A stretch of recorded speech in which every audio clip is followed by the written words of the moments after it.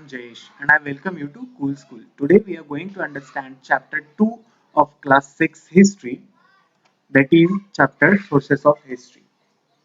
Number of objects used by our ancestors still exist. Some inscriptions have been recovered and these sources help us understand human progress in the history. Now history can be known through customs and tradition, folk arts and folk literature, and all of these combined, we call it as sources of history.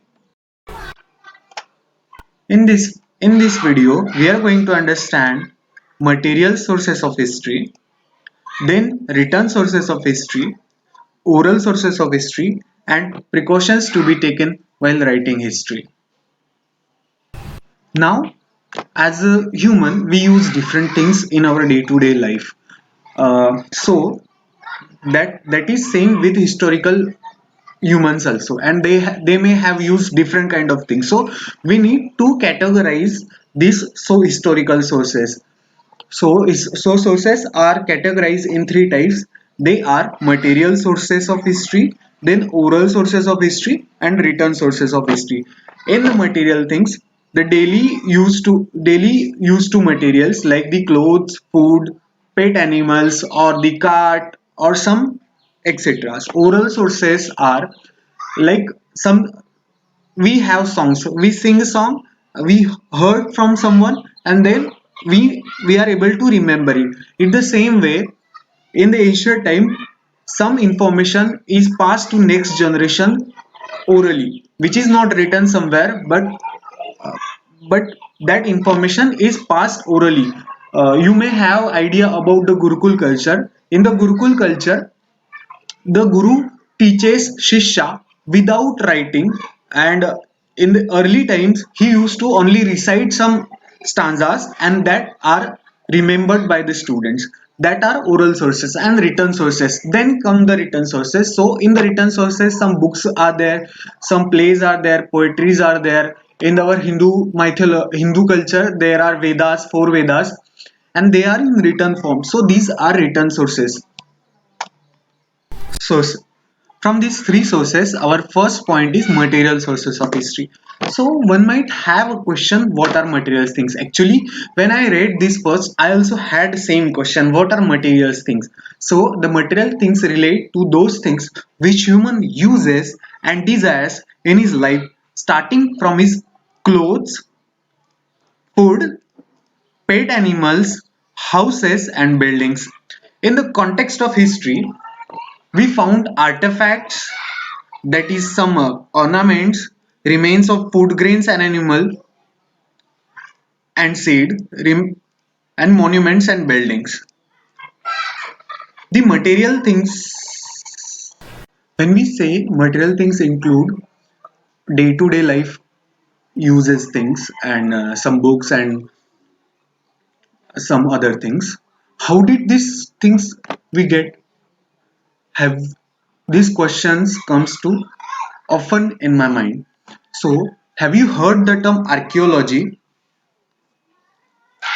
Archaeology is the study of human activity through the recovery and analysis of material culture.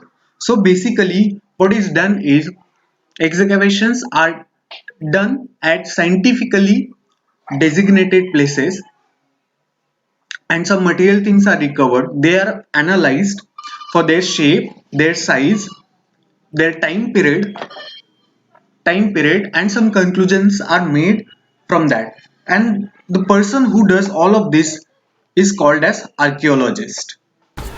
In the material things, we found artifacts. Now what are the artifacts? Artifacts are things which human uses in his day-to-day life. In the context of history, we have found earthen pots. Now earthen pots are made from soils and they are baked, and we have found different kinds of earthen pots. There are difference in shape. There are some designs made on it. Some are small in size, some are big in size, some are longer in size. We also we also have found the ornaments, and the ancient people have used in ornaments some precious stones. In some cases, they have used They have used metals also, and we have found potter shades. On the potter shade, there are certain kinds of paintings or inscription and designs are present there. By studying all of these, we get valuable information about life of ancient people. By studying shape, color, design, we can define time period of these objects. The ornaments throw light on social interaction present at that time. Here in our India, the Mangal Sutra, if a woman have wear Mangal Sutra, then we can get to know she is married to some person. I'm talking about Hindu woman. The same way we can apply some basic understanding of social interaction on ornaments found, and we get information about social interaction at that times. Like we eat food in the ancient time, people also used to eat food, and so how does we came to know what kind of food they had used to eat. So what ancient people used to do is they used to roast the grains, and they used to preserve it. And in this roasting process and preserving process, some waste material was generated, and that is thrown away, which is preserved in the earth, and we have found it at excavation. By studying all these preserved grains and seeds, we could get the idea about diet and food habit of ancient people. Have you seen movie Jurassic World or Jurassic Park? Do you get a question that how these people or the creator of movie have imagined the dinosaurs? So the archaeologists have found some bones remain, and they have created a shape out of that. They have studied its size, and that's how they imagine the dinosaurs. So basically animal remains and or the remains of their bones or their size, we get important information of habitat or at that time, and we also get to know were the animals domesticated or wild. For example, do you think dinosaurs would have been domesticated? I don't think so. And now dog is domesticated, but at that time, do you think would it was dog domesticated or not? So this important question can be answered from these remains of bones of animals. You may have visited museum and you may have seen their preserved seals and coins of kings.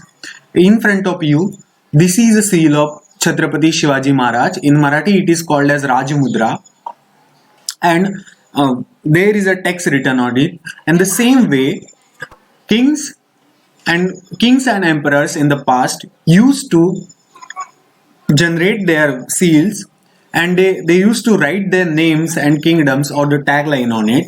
Have you ever visited Ajanta or Ellora caves? There are beautiful paintings in them, and in some caves there is text inscribed on this in these caves. So these are all written sources. But how did we get information about the ancient India? We have Yajurved, Rigved, Samved, Atharvaved, these four Vedas in written format. This give us important information about the ancient India.